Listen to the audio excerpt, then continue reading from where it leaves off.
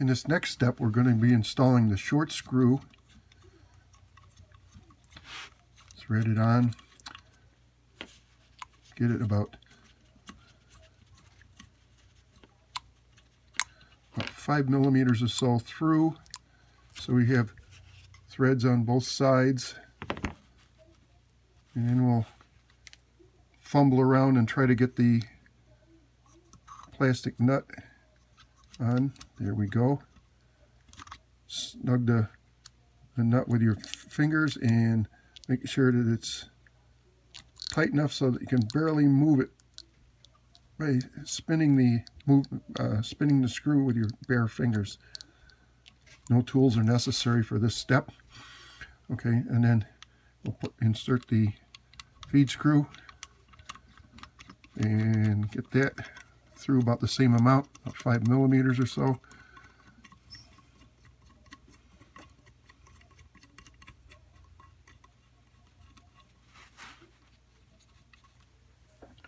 And then we're going to install the zinc screw at this time, zinc coated screw.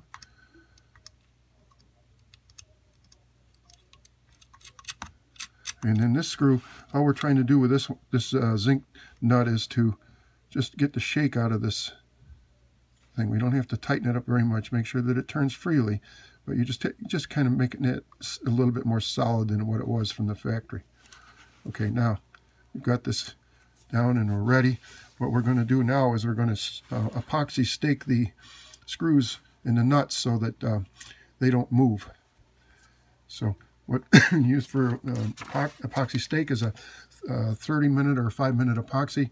I use a 30-minute epoxy because it hardens clearer, and it looks more quality. If the 5-minute epoxy, when it hardens, it kind of has some bubbles in it, and it doesn't look as great. For the sake of this video, this is a new substance I'm trying here. It's called UV curable bondic adhesive. You have the adhesive applicator on this end and a little push button light on this end that cures the adhesive.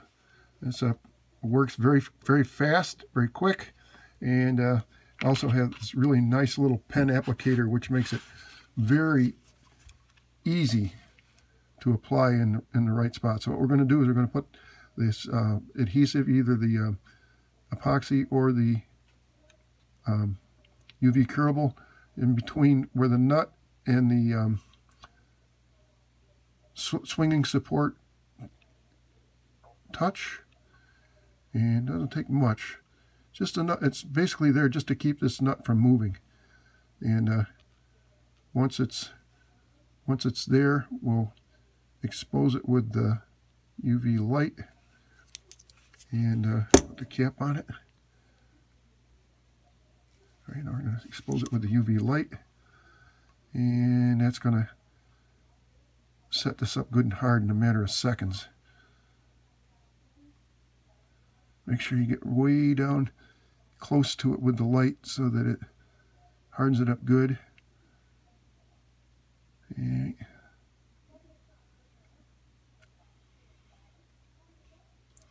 Probably only about 10 seconds or so. I'm overdoing it a little bit here. Right now, we're going to flip this around. We're going to apply just a little bead of this adhesive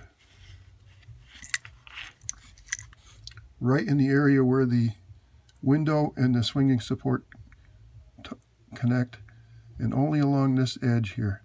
What this does is it keeps that, kind of gives it a little extra insurance that that thing's not going to move. Try not to get the adhesive in the threads. You could make a mess. All right, now we're going to cure that. All right, now once this is cured,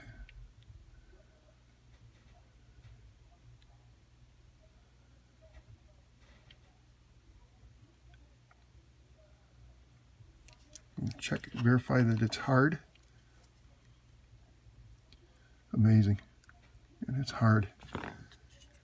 Flip this around, and then we're going to get the micrometer dial or micrometer knob, get that ready to install. We'll get a 3mm Allen wrench, and we're going to take this short screw and we're going to thread it in until it stops. And it'll stop abruptly. There we go, right there.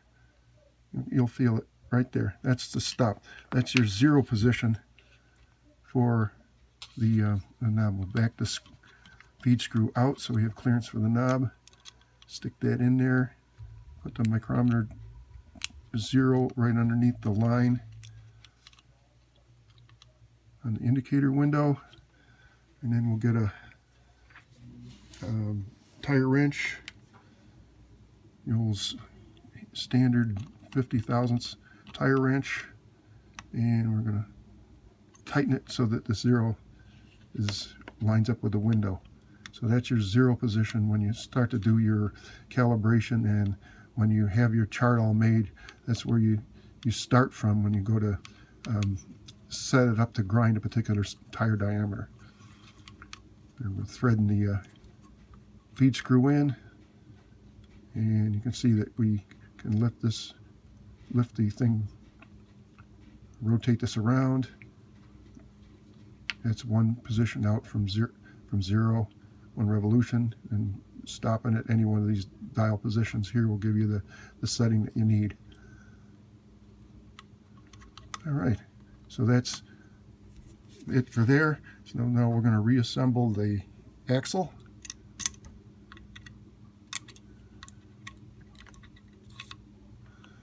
Put the pulley back on. Get the 1.5mm wrench out. Tighten the pulley down. Get the O-ring pulley or drive belt back on. Rotate it around, make sure that it's there. Gonna move this up so we can install the slicing needle.